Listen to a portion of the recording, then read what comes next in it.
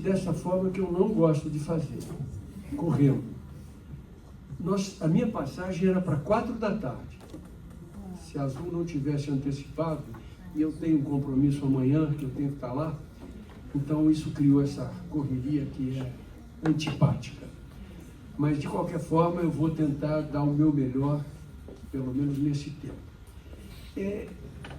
Me pediram para eu dar uma apresentada no livro, e eu vou, então, ser breve também, dizer algumas coisas que tem a ver com o meu oceano, e depois ainda a Amanda e a Karina vão falar, e depois vamos ter um pequeno tempo para a gente trocar algumas ideias sobre esse tema, a poesia, a arte, a poieses, etc. E depois, então, teremos a sessão de autógrafo, que eu espero que seja enorme, e que eu não consiga fazer tudo em 1 hora. Pior é que eu não sou objetivo em autógrafo. Eu não sei dar autógrafo rápido, não sei não dar um abraço depois do autógrafo e não sei fazer para todo mundo a mesma dedicatória. Eu vou fazendo à medida que a coisa vai brotando e isso também demora um pouco mais, né? Bom, eu vou falar um pouquinho. Esse oceano aqui está muito cheio. A maré está cheia. Eu vou pegar esse aqui que só tem uma outra. Vou pôr para baixo. Aí. Você vai pegar. Pode ser? Pode. É só para eu pegar aqui e mostrar. Eu não vou abrir, não. Eu não vou abrir. Oceano, como é que nasceu? Nasceu porque eu sempre quis fazer um livro que tivesse quase toda a minha poesia. Aqui contém os 6 livros anteriores, que eu já tinha escrito, sempre em tiragens domésticas. Que é aquela coisa assim, né? A gente faz, ninguém vê, e como diz um amigo meu, a gente continua inédito, essa é a única vantagem. Bom, fazer um livro por uma editora grande, que pudesse me dar a cobertura de distribuição nacional, a transformação disso em versão eletrônica e a possibilidade de pôr isso na Amazon, além de todas as livrarias da Vila, é uma coisa que eu nem acredito bem que é uma realidade hoje. Eu pedi a eles para verem, porque eles queriam que eu fizesse um livro sobre os meus textos de psicanálise. Eu falei que eu ia esperar um pouco, pensar um pouco nisso, porque eu queria primeiro testar isso aqui. Como isso aqui está indo bem, eu acho que o outro vai ser mais fácil de conseguir convencê-los. Mas a questão era de poder ter uma editora grande que pudesse, então, fazer isso. Isso é para mim foi muito importante, eu devo isso à Carolina, lá de Campinas, e à Cláudia, que são autores de um livro de crônicas, por sinal, chamado No Calor das Coisas, da Tal também. Tal é o selo de literatura da editora Blucher. A Carol, em Campinas, ela me disse assim, meu caro, aquela velha história, né? Não, você já tem. Então manda. Os caras nunca fizeram um livro de poesia, quer dizer não é bem provável, mas vai que eles dizem sim. E aí entra aquela conjunção de fatores que dá certo as coisas, às vezes, quando a pulsão de vida reverbera, né? O Eliakim, que era o diretor nessa época, um homem negro, por sinal, que tinha celular, portanto a minha situação é pior que a dele, ele tinha uma pequena editora que fazia edição só de poesia. E o Eliakim se apaixonou pelo que eu mandei e convenceu os caras a fazerem um livro. Aí o Edgar Blucher fez uma reunião comigo e no final ele me disse que eles iam meio sem saber bem por que estavam fazendo, iam fazer. E fizeram. Então isso é uma coisa, para mim, fundamental. Hoje esse livro, como eu disse, está em todas as livrarias da Vila do Brasil, está na Amazon. A Amazon é uma coisa que eu não gosto, mas não dá para negar que faz a diferença, né? Eles vendem sempre por valores menores do que a própria Blucher, eles entregam muito mais rápido e, enfim, criam uma possibilidade de você ser um pouco mais conhecido. O Oceano tem, então, todos os meus livros, só que os 2 primeiros, que é, ela até nem situa, eu estou olhando para cá, mas ela está lá, a Mulher da Identidade. O Entre Sem Bater e o Poemas do Amor Presente não estão inteiros e nem eu os considero livros, eu considero e chamo esses 2 livros de poemas do menino aprendiz. E cadê o Vinícius? Ele saiu. Ele saiu, pois é. Mas não tinha que ser sair porque eu ia falar dele agora. O Vinícius de Moraes, o outro Vinícius, tem um poema chamado O Poeta Aprendiz, e ele escreve, entre outras coisas, nesse poema, sonhando o poeta que, quem sabe, um dia poderia ser. Então é nesse pacote, né, do poema do menino aprendiz que eu coloco os meus 2 primeiros livros, aquilo que eu achei ainda que era publicável, e depois então vem aquilo que eu considero já mais bem trabalhado.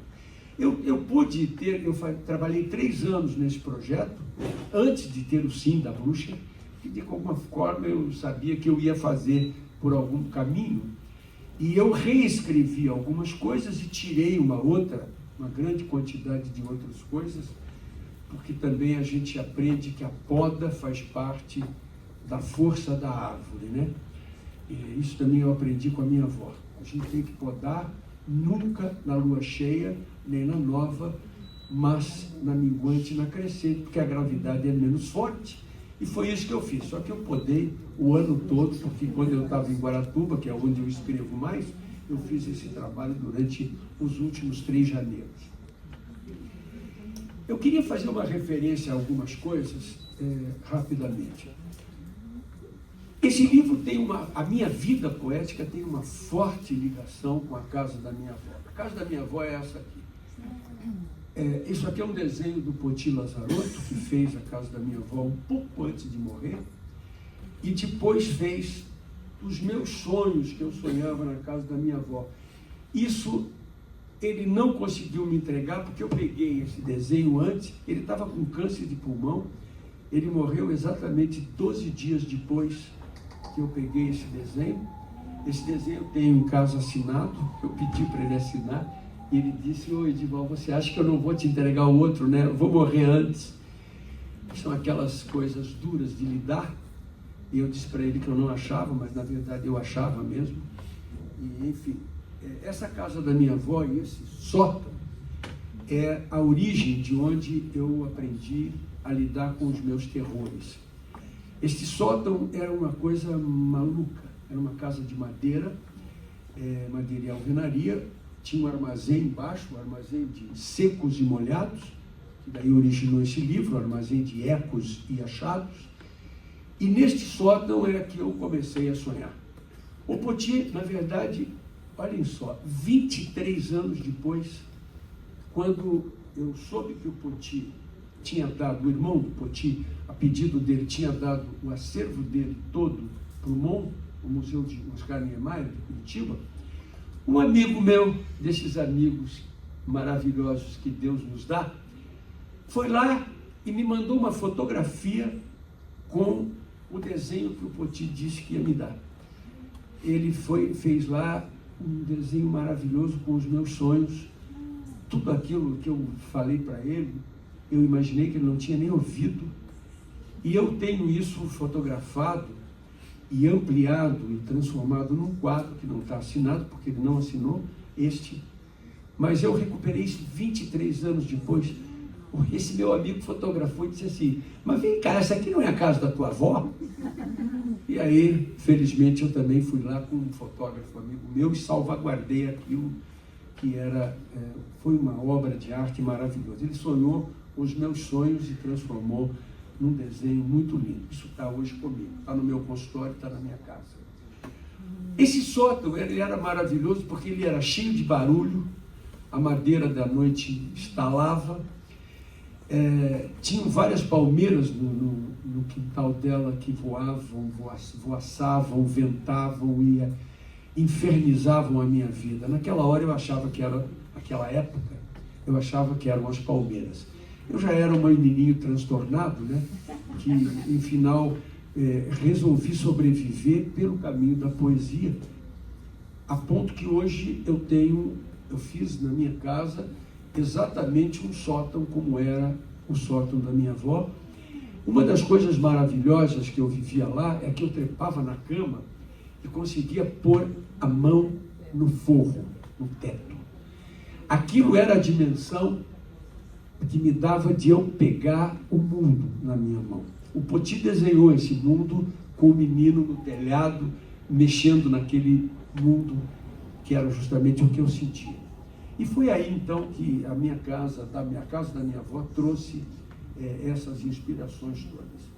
A minha avó era uma figura muito interessante. Ela não era uma mulher de rir, eu não lembro muito dela rindo.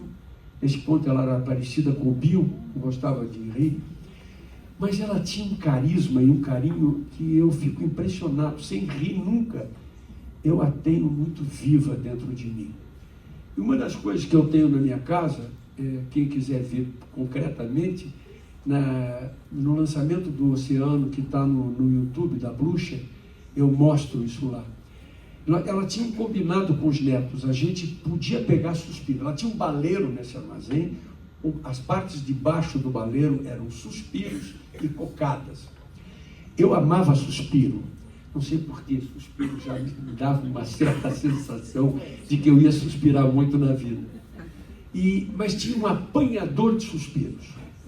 A gente só podia pegar o suspiro, é um instrumentozinho de madeira que tem duas pás, e que a gente então abria, pegava o suspiro e puxava. Esse apanhador de suspiros está na minha casa.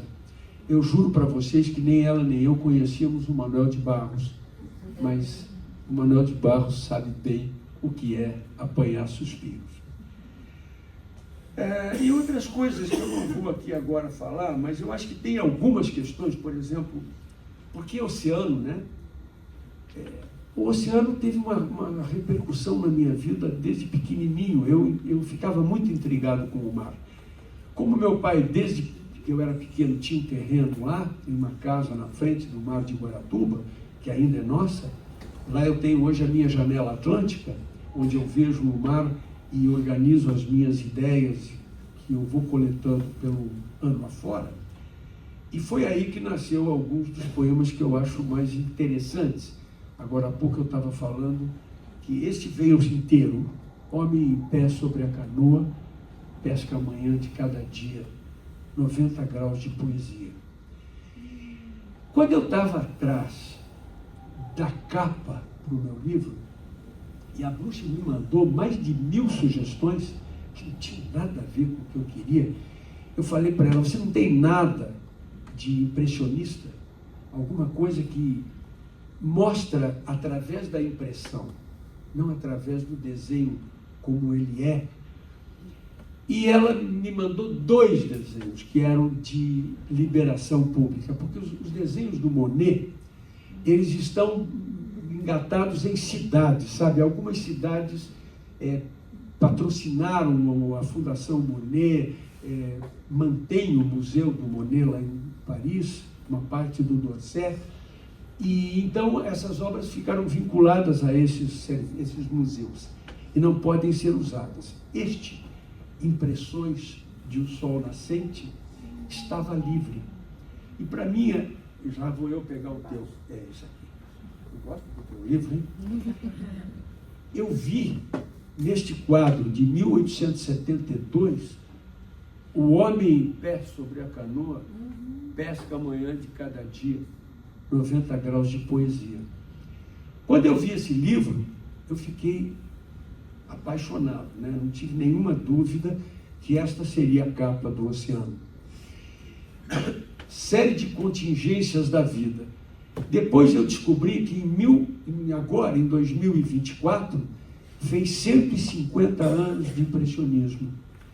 Este quadro, Impressões do Sol Nascente, foi rejeitado naquele ano para se expor na exposição oficial de Paris, e Monet, com 90 outros caras ruins, como aquele bando de gente francês que depois trabalhou o impressionismo, fizeram uma exposição paralela em Paris, patrocinado por um maluco que ganhou muito mais dinheiro do que os museus oficiais, porque ele apostou nisso e fez a exposição.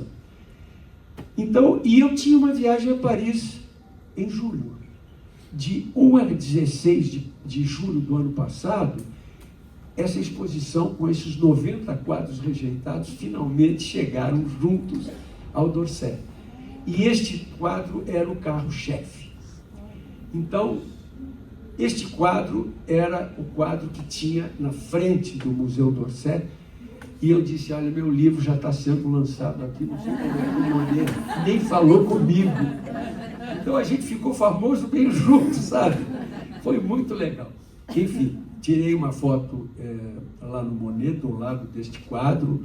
Fui xingado em francês muitas vezes, porque até acertar foto com muita gente. Parecia a Mona Lisa, que esse quadro virou o mais importante da exposição.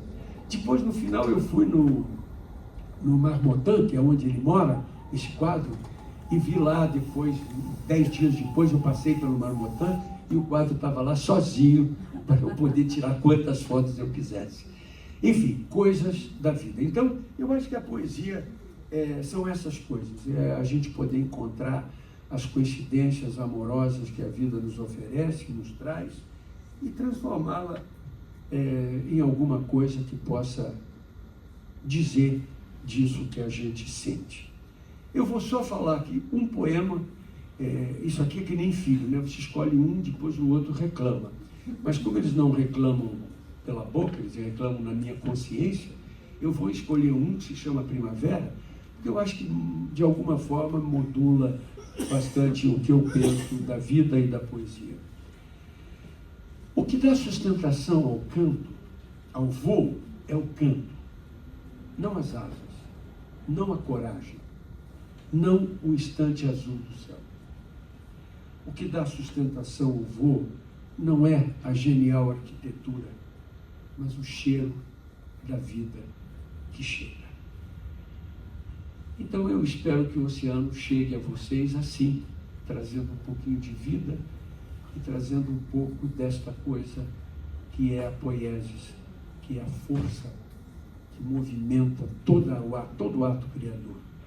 A poesia, a literatura, a pintura, a música. Acho que já deu, né? Por hoje. Então agora eu passo para elas e depois, como eu disse a vocês, aquela longa fila que estava esperando vocês, tá bom? É você? É. Já estou aqui. Por favor. É uma grande honra estar ligado. Então vai, agora. Você não fez, né? Agora eu quero. É uma grande honra estar aqui. É uma realização, não sei se é no sentido psicanalítico ainda, mas eu espero que sim. E tem algumas palavras que eu venho construindo elas há um tempo. Tem um processo elaborativo para que elas acontecessem aqui. Hoje estamos vivendo um dia épico, tomando como empréstimo essa palavra que é usada por uma criança de 6 anos para nomear dias e eventos memoráveis. A caminhada para esse encontro acontecer foi longa, mas não árdua. Foram muitos e-mails, uma ligação e algumas chamadas de vídeo, recheadas de palavras e emoções que anunciavam o que viveríamos aqui hoje. Finalmente, Edival Maringá terá mar. Como bem lembrou Edival em um de seus e-mails, mal sabia que há um sonho comum no imaginário popular maringaense, em que dizem, Maringá só falta ter mar. Acho que muitos conhecem esse pensamento. Mas tem mar no nome. Mas tem mar no nome. Temos, né, de alguma maneira. Agora o temos, pelo menos por hoje. Não só um mar, mas um oceano para nos banhar. Temos e teremos a chance de nos aventurar por águas de memórias e emoções de quase uma vida. Um presente, uma dádiva, um dom. Fico pensando, como é possível uma teoria perdurar por anos a fio e ainda se comunicar com intimidade com a alma humana? Mesmo que haja tantas transformações e mudanças nas manifestações do sofrimento. Sinto que o escritor tem que estar livre e despreocupado com o destino de suas ideias, assim como o destemido com a força do vento das emoções ou a violência da batida do relógio. Acredito que o escritor tem que ter uma liberdade de ser quem é, sem se preocupar que seu texto, pensamento fará moradia dentro do outro. Isso é responsabilidade e liberdade de quem o lê. Ainda chego lá, espero eu, sem me preocupar tanto com o destino que terá dentro do outro. Edival, a sua clínica é poética, assim como sinto a tua escrita. Creio que todos perceberam e sentiram no nosso primeiro momento da manhã. Sua escrita é porosa não em fragilidade, mas com espaços que permitem o fluxo, entrada e saída de partículas, líquidos e gases. Uma verdadeira comunicação entre o dentro e o fora. Pele como membrana protetora que contém a vida sem deixar que nossos órgãos se esqueçam da importância do encontro com o outro. Uma linguagem de emoção. Assim como a pele, você se impacta com o vento e a sua velocidade. Vimos ontem, né? Até uma cadeira voou. Se arrepia com o frio, como em A Pancada de Arrepio de Marisa Monte, mesmo diante o lero-lero da vida cotidiana. Inclusive, você consegue ver beleza nisso também. Nas amenidades da vida, na simplicidade, no comum. Olhos que avistam palmeiras, que vê luz pela janela de um porão, música nas ondas do mar, ou consegue contemplar a flor nauseante que nasceu em uma arruela dos olhos de Carlos Drummond de Andrade. Venho te acompanhando. Oceano é um livro que deixa as portas abertas para que nos hospedemos. Ele se aluga para que possamos sonhar. Mas o dono dessa casa permite que entremos sem pressa de ir embora. Linha por linha, folha por folha, poema por poema. O proprietário desse lar nos deixa livres para mudar os móveis de lugar e deixar o cômodo ao nosso modo, com nossa cara, aberto a transformações e a expansões. Me sinto em casa quando te leio, Edival. Tão em casa que não consegui ler seu livro de uma vez só numa pancada de arrepio. Como se isso fosse possível. Li cada poema com certa lentidão, às vezes com pressa, temerosa de que não entregaria um bom trabalho aqui hoje. Quanto mais pressa tinha, menos sonhava. Me acalmei e acreditei. Acreditei. Você queria uma resposta? A cada poema precisei parar e escrever, não em todos. E me desculpe, Edival, você terá que autografar um livro que realmente se tornou meu. Tem muita coisa minha nele também. Precisei escrever para dar conta das emoções que me invadiam, ou melhor, me atravessavam e me faziam lembrar que esses inquilinos eu já os tinha. Você se comunicou com eles sem saber, como dizia, já estavam ali, como dizia Chicó em Alto da Compadecida. Eu não sei, só sei que foi assim. Aí, meus caros, entendi que já estava sonhando esse encontro por muito tempo em vários momentos. Sonhei nas madrugadas, o sono me abandonava e uma frase se formava. Sonhei acordada ao dirigir o carro e anotei no bloco de notas do celular. Eu uso o celular de novo. Me desculpa, no bloco de notas. Tentei deixar para depois em anotações posteriores, mas tinha medo que o pensamento fugisse pelo vão dos dedos. Quanto engano no meio do caminho, não é? Pensamentos não fogem, estão ali. Ou, em última análise, o bom filho a casa torna. A cada poema eu pensava, ele não tem medo. Não tem medo da intimidade. Intimidade consigo e com o outro. Não tem medo de fazer visitas ao menino. E se a tem, faz essas visitas com maestria. Como um menino curioso, brincalhão, querendo descobrir algo de diferente na estrada da vida, que possa se espantar, se surpreender, criar, quem sabe com sorte transformar em algo sublime. Citando um de seus poemas, e agora é vital buscar o caminho de volta para o quintal. É vital que voltemos ao nosso quintal, que façamos como a borboleta que lambe letra por letra e a terra de sua saudade larva. Outro poema seu. E assim me lembro de um dos poetas que mais gosto, que sempre fala sobre as miudezas da vida e da natureza com beleza, contemplação e intimidade. Acho que o quintal onde a gente brincou é maior do que a cidade. A gente só descobre isso depois de grande. A gente descobre que o tamanho das coisas há de ser medido pela intimidade que temos com as coisas. Há de ser como acontece com o amor.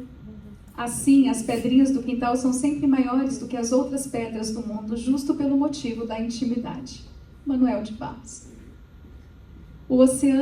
Em oceano, você não somente retorna ao seu quintal, mas fala do mar, das ondas, da marisia do céu, das estrelas, da chuva, do sol e do dia. Manhã suspensas, trevas, o dia. Fala da noite, do urbano, do corpo, do fio da vida, das estações, como em Primavera, que eu ia citar aqui, mas vocês já ouviram ele citando. E assim, quero agradecer a você por ter apostado na minha verdade, sem me conhecer, como em seu poema A Ilha. Não saber o nome da ilha me permite batizá-la, surfar sobre sombras. Você nos oferece ilhas sem nome e entre ondas e sombras também nos dá a liberdade de contemplar o ato sublime de poder viver a própria vida. Se cansarmos, como em seu também poema Roda, quando o rio se cansa de ser, suas águas evaporam. Quando a chuva cansa de ser, suas águas rodam-se rio de novo. E no vai e vem da vida vamos tecendo um bordado que mesmo em alto mar e em águas profundas mantemos a sede de viver. Obrigada por me fazer lembrar que há um poeta em mim. Vou me emocionar. Esquecido na minha adolescência, morto temporariamente em uma fase adulta, quem sabe hoje renascido e resgatado. Por fim, quero agradecer ao núcleo por aceitar ser o berço que gestaria esse momento, saudosos por reviver anos de experiência e crescimento com você. E a Amanda, que foi um presente nessa caminhada, formando assim um trio sonhante. Por fim, além de todos que citei, um obrigado carinhoso ao grupo que tanto estimo, Entre Laços, que torna a minha vida mais poética, e que estão esperançosos e ansiosos por serem a próxima geração estudando, aprendendo e expandindo com você. E vou tomar por empréstimo uma fala da Angélica: uma tripulação segue ansiosa à sua espera.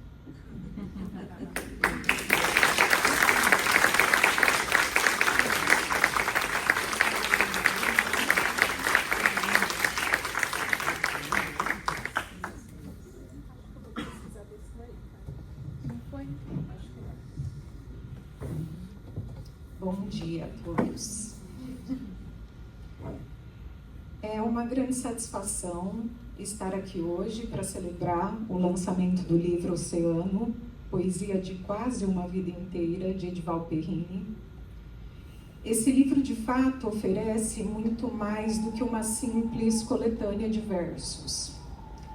Ele nos convida a mergulhar no percurso íntimo de um psicanalista e um poeta, da criança ao adulto e da criança no adulto, apresentando-se como um profundo convite à reflexão sobre a complexidade da existência humana. A história do autor, tão vividamente retratada no prefácio, oferece uma chave essencial para compreender sua poesia. Não sei se eu vou conseguir aqui, estou emocionada também. Ao nos aproximarmos de sua trajetória e da formação de seu universo particular, somos capazes de decifrar camadas, imagens e nuances que são moldadas a cada verso. É na intersecção entre a vida experimentada e a arte criada que compreendemos a profundidade e a coerência dessa obra poética. Esse prefácio é carinhosamente apresentado por Vera, amiga íntima do Edival, que nos apresenta um pouco das memórias do menino.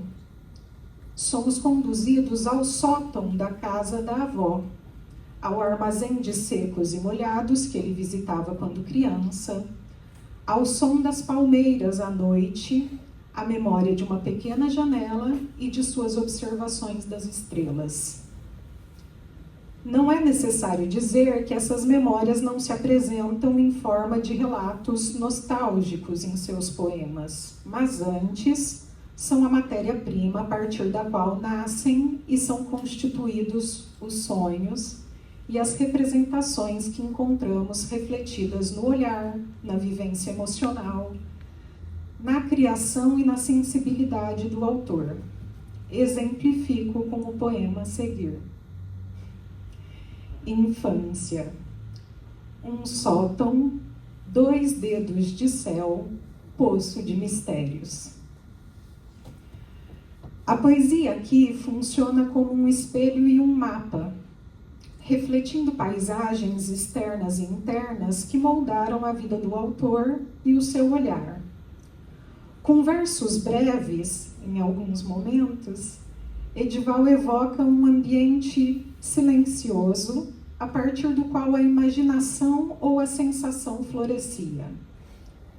Capta a limitação da vista de uma pequena janela e, ao mesmo tempo, sugere a imensidão vislumbrada.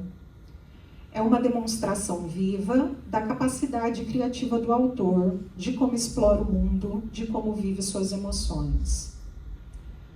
A opção de organizar a obra de forma decrescente, ou seja, das poesias mais recentes do autor em direção às primeiras publicações, oferece uma experiência de leitura singular. Em vez de seguir a progressão cronológica do desenvolvimento poético, o leitor é convidado a uma espécie de arqueologia reversa de sua trajetória. Começamos pelo ápice da expressão poética e aos poucos vamos recuando no tempo, testemunhando raízes, experimentações e fases iniciais que pavimentaram o caminho até a voz atual. Essa estrutura também coloca um foco maior na produção atual do autor, nos colocando em conexão com o Edival atual, já que é a este a quem somos apresentados. Cito: sentimento danado, cada vez que me encontro, não me dou por achado. Mas as características citadas anteriormente não foram as que mais me tocaram. A estrutura da obra, separada em partes, elementos, ar, fogo, mar, pomar de águas, foz, junto à sua produção, nos põe em um estado comovente. Em verdade, o estar em contato com tantos aspectos da vida ou da alma humana, tantos edivais representados nessas inúmeras matizes e, ao mesmo tempo, todos eles juntos, evoca em nós o contato com nós mesmos e com o humano. Foram momentos intensos, de luto, divertimento, introspecção, observação, espreita, intensidade. Demonstro alguns abaixo. Limão. Humano enredo. A flor primeiro, depois o azedo. Inverno, feito para o pai.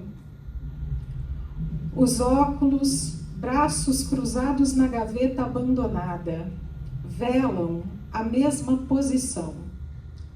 O sol, capaz de mudar a cara de tudo, nada pode com a saudade.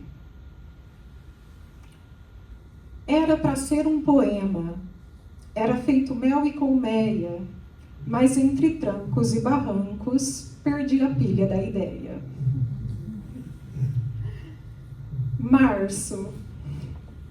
A água que vem do céu é água que sou também.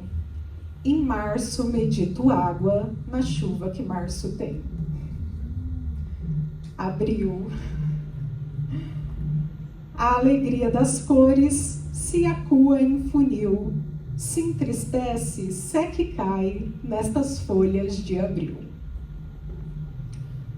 Fui então sentindo junto ao Edival a angústia da perda, a dor e a maravilha do envelhecimento e do tempo, a delicadeza da chuva, a intensidade da foz. Observei ou sonhei a construção desse livro, então, não apenas como uma construção de poesias de quase uma vida inteira, mas sim como poesias de uma pessoa inteira, até ali. Relacionei o que eu estava sentindo à obra de Monet, não necessariamente a essa que está estampada na capa, mas a essa obra impressionista que é feita de pinceladas sobrepostas, como dizia Monet, tentando refletir a luz. Antes de encerrar, eu gostaria de agradecer a Karina, que trouxe ao núcleo a proposta da belíssima parceria que hoje celebramos e ao bonito trabalho que fizemos juntas. Ao Núcleo de Psicanálise do Norte do Paraná, todos. Essa instituição feita também de tanto afeto, verdade e crescimento. A diretoria científica, da qual faço parte, em especial, e que organizou esse evento com tanto cuidado e dedicação. Sem o empenho de todos, essa celebração hoje não seria possível. Também quero agradecer ao Edival, que junto a mim e a Karina formou essa tríade intensa de e-mails, conversas, reuniões. E claro, eu espero que esse texto tenha sido também uma forma de agradecimento. E para finalizar, eu queria apresentar um dos inúmeros poemas que me tocaram e que para mim reflete como foi a experiência de mergulhar nesse oceano. E o contato e toda a experiência que tivemos. Norte. Repudio a chuva fina, mesquinha, indecisa, à toa. Ou tempestade me assina, ou me rasgo cigaroa. Obrigada.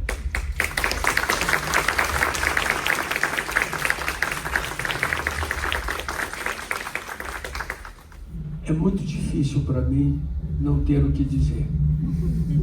Eu gosto de falar, compartilhar. Mas muito obrigado a você, Amanda, a você, corajosa, Karina, e a vocês que estão aqui comigo, que me deram, inclusive, ontem a grande alegria de voltar ao consultório da Soledad, onde tudo começou, com esse grupo que nós, 7 anos juntos, nos encontramos todas as terças-feiras. Muito obrigado. Vocês são especiais e a leitura de vocês é comovente. Muito obrigado.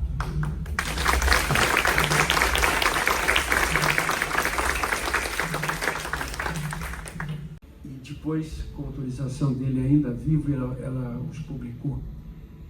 E ele conta lá que é bobagem que a gente só escreve um livro de cada vez, a gente escreve 3. O primeiro é o livro que sai aí, do jeito que ficou. O outro é o livro como a Amanda e aliás, a Karina e a Amanda, estou confundindo as bolas, leu. É um outro livro, né? É tão outro livro, tão bonito isso, a reverberação dentro de cada um.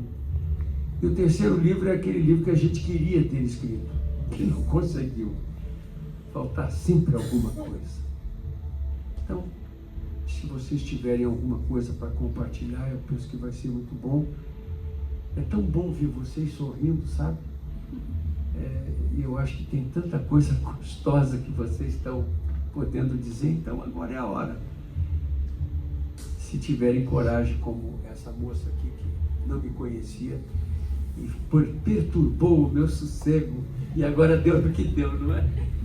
Queria agradecer, né, a sua presença, a sua força e a sua capacidade de nos emocionar, né? Porque você viu tanta poesia que saiu daqui, né? Eu gosto de escrever e há muito tempo eu não escrevia. E depois que eu li o seu livro, eu voltei a escrever. Então eu queria te agradecer também por isso, porque de alguma forma esse livro que você escreveu, que vieram outros que eu li, me fez voltar a despertar essa poesia. E acho que despertou muita gente aqui, viu? Obrigada.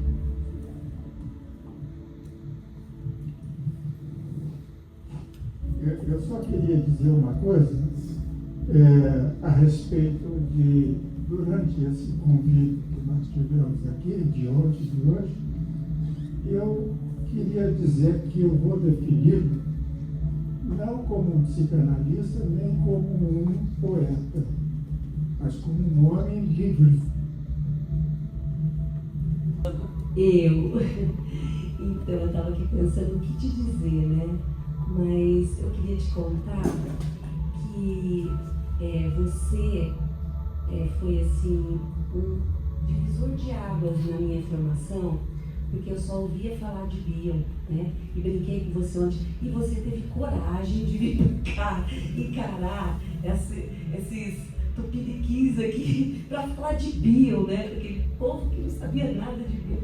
Mas eu queria te dizer que de ontem para hoje, pensando e ouvindo aqui hoje você falando de você enquanto menino no sótão, o que me veio foi que eu me dei conta, a sensação que eu tinha na Soledad era que a gente estava sempre num sótão, naquele ambiente da Soledad.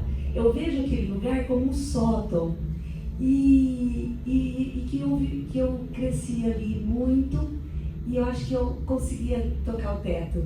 Por isso que eu fui para São Paulo, foi a partir dali também que eu acho que nasceu a coragem de ir, de buscar essa continuação e entender um pouquinho mais do Bion, porque aquilo me deixava muito angustiada depois que você ia embora. E eu precisava conhecer, né? E foi muito gratificante também quando eu cheguei lá e me dei conta que eu já tinha algumas coisas plantadas ali dentro de mim sobre Bion, né? Já tinha um certo conhecimento, não conhecimento, mas aquela sementezinha já tinha brotado e que me fez chegar lá. Tá bom? Muito obrigada por tudo. Eu não sei se estão me ouvindo. Eu só queria complementar o que você está falando, duas coisas. Primeiro, maravilhosa a tua lembrança que aquilo lá é um sótão. Aquilo lá é o teu consultório, tá? É maravilhoso aquele sótão, né? Eu acho que esse foi um ponto que nos ligou muito fortemente, porque eu tenho muito a ver com isso. Na minha casa, aliás, o pessoal, quando eu atendo online do meu sótão, eles chamam aquilo de Capela Sistina, porque eu tenho toda a minha vida pendurada na parede. O italiano gosta de pendurar coisa, né? Então tenho desde o cartãozinho que meus pais fizeram comunicando o meu nascimento, até um monte de outras coisas que eu fiz. Então está tudo lá na parede.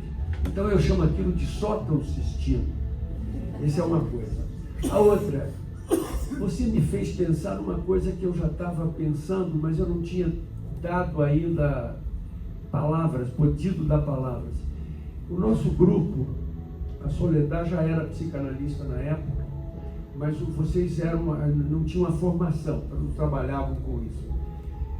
Nós éramos 8, a média do grupo. Algumas entraram, saíram, então mas ficou 8, né? Olha que coisa linda. 50% destas pessoas hoje fazem formação. E ninguém virou bioniano. Todo mundo virou gente. Cada um com a sua identidade. Isso que eu ia falar. E quem perdeu a identidade, eu achei. Você achou muita identidade, viu? Entregou muita identidade. Nossa. Sim, mas veja, não é uma coisa que a gente veio trazer um Bion dogmático. Isso que eu acho, é uma das coisas que eu mais pretendo sempre dizer. O Bion me encanta por coisas minhas também. Agora, o que eu quero ajudar as pessoas quando eu estou junto é que elas sejam elas. E se elas forem psicanalistas, que elas sejam, como o Mauro gentilmente disse, a gente precisa ser livre, né? Porque senão a gente vira pastor no sentido ruim da palavra. Eu queria falar, como alguém que está te conhecendo agora, e futura leitora, de como foi me tocando estar aqui nessa manhã, né? E essa palavra sótão, né? De você contando da criança que viveu inúmeras coisas e acompanhada das imaginações. E agora vocês falando do sótão, né, da Soledad, quando tinham encontros, né, nessa situação. E aí eu fiquei pensando nessa palavra sótão, né, de como de repente tinha que ser lá, porque se fosse ao contrário seria tão só. E acho que caberia.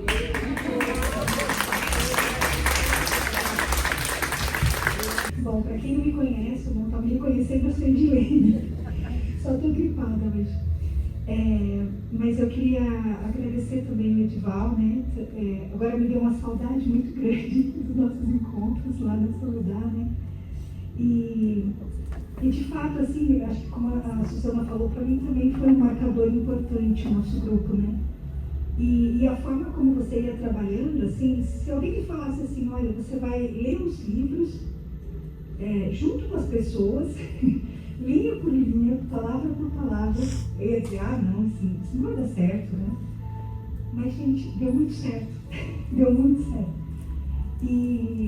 E a cada momento que a gente achava que tinha entendido alguma coisa, aí a gente desentendia. E aí entendia de novo, entendia de outro jeito.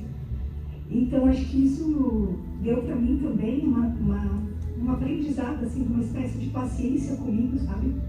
Assim, no próprio trabalho clínico, uma paciência com a pessoa que está comigo, com esse caminho de formar uma dupla produtiva e que gera coisas importantes, né? Que gera coisas para os dois lados, né? Que gera aprendizado e experiência para a dupla toda. E aqui hoje de manhã, gente, está uma delícia. Aí eu que estou sem palavras, assim, não consigo nem dizer. Assim. Muito gostoso. O texto das meninas, eu quase que eu chorei aqui, Karina. E a Amanda eu não conhecia, também foi um prazer te conhecer. E o jeito que vocês escreveram, que vocês descreveram, assim, tô alimentada. Às vezes eu preciso, eu quero e não consigo. Quando eu não estou pensando, aparece a poesia. Quando eu não estou, né? Ela vem quando quer. É uma coisa que vem, me toma. Né? Às vezes eu estou na rua e eu vejo palavrinhas que se juntam na cabeça. Eu falei, nossa, isso aqui tem a ver, hoje eu sei, né? Tem a ver com poesia. Alguma coisa está vindo, mas às vezes eu não posso escrever na hora.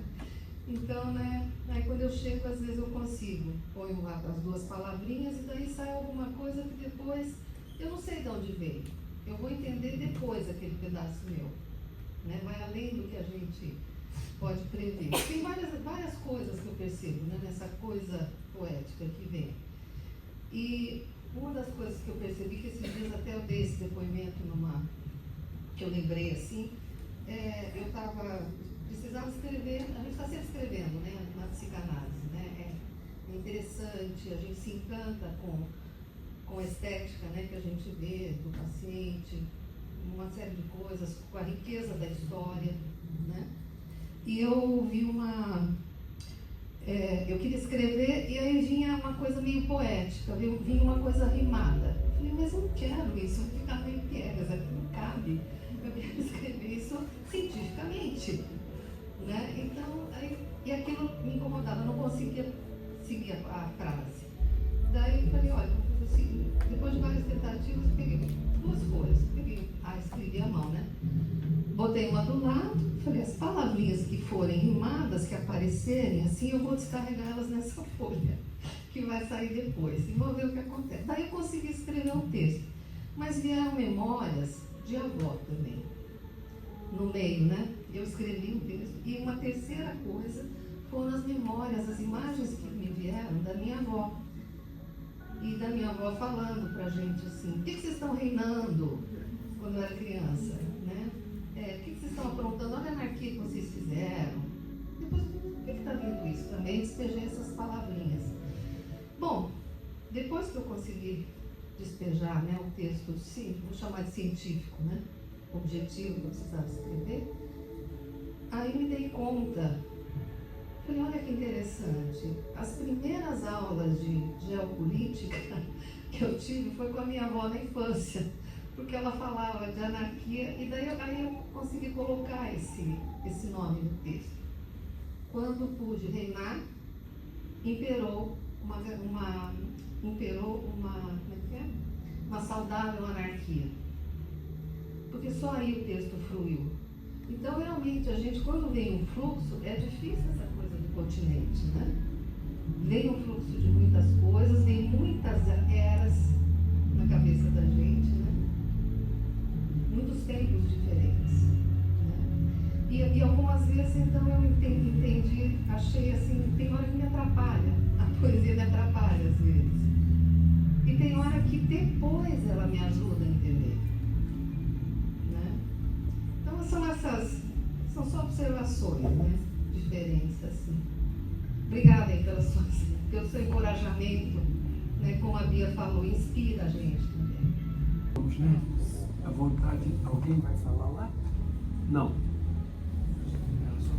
Fortaleza.